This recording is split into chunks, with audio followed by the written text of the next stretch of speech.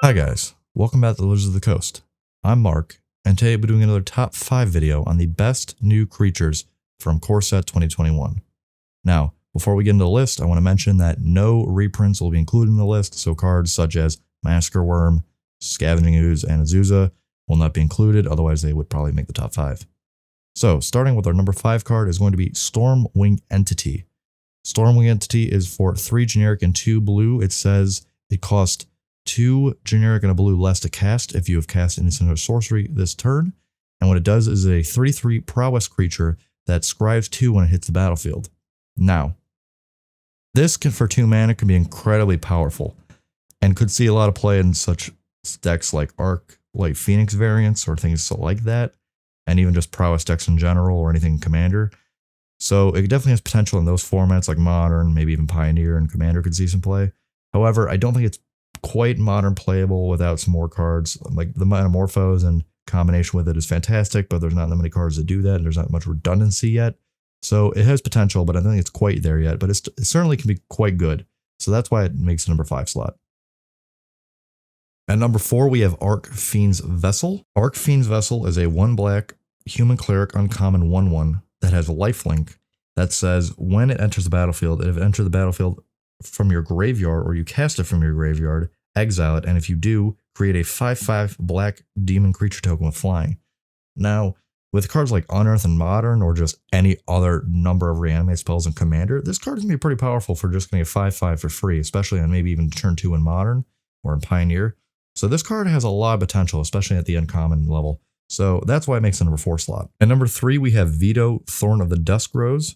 For 2 generic and a black mana, he is a Vampire Cleric rare 1/3 that says, whenever you gain life, target opponent loses that much life. And for 3 generic and 2 black, he has an activated ability that says creatures you control gain a lifelink until end of turn.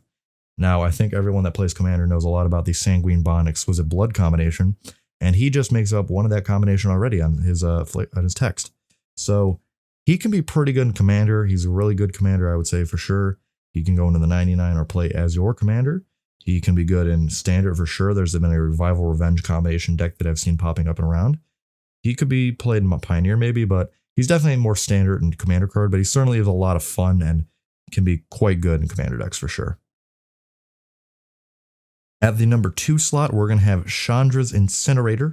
Chandras Incendiary is a 5 generic 1 red creature elemental, rare 6/6 that says, this spell costs X generic less to cast, where X is the total amount of non-combat damage dealt to your opponents this turn. It has trample, and it also says, whenever a source you control deals non-combat damage to an opponent, it deals that much damage to target creature or planeswalker that player controls. This card is fantastic. Even without the last text, even without the trample, just a free, basically 1 mana 6/6 is ridiculous. If it didn't have the Planeswalker hit, it would be crazy still. This card does so much. It's great for Modern Burn. It can be used in Commander decks. It's a really good card. I expect to see it in Modern in the future. Be prepared to see it and play against it and be very angry when your Fatal Push doesn't hit it. Chandras Incendiary definitely takes the number 2 slot. Now you might be thinking, if that card's so good, what takes the number 1 slot? That would be Contagious Snoop. Contagious Snoop for 2 red mana is a Goblin Rogue creature, rare 2/2, that says, play with the top card of your library revealed. You may cast Goblin spells from the top of your library, and as long as the top card of your library is a Goblin card, Contagious Snoop has all activated abilities of that card. I don't know how many of you people have played Goblins in the past. There's a lot of good combo Goblins. Brumgully, the card Boggart Harbinger, Klinggang Lieutenant, Hashlik Mons. There is a lot of good combo goblins, and with cards such as Murderous Redcap and Putrid Goblin, there's a lot of combo potential, and he just fits into that deck in Modern or Legacy perfectly with Aether Vial and all sorts of cards like that. He provides a lot of value, and he can just be good on his own in a Goblin deck in the Legacy or Modern. So he's a very, very good card, and that's why he takes the number 1 slot for best creature card from Core Set 2021.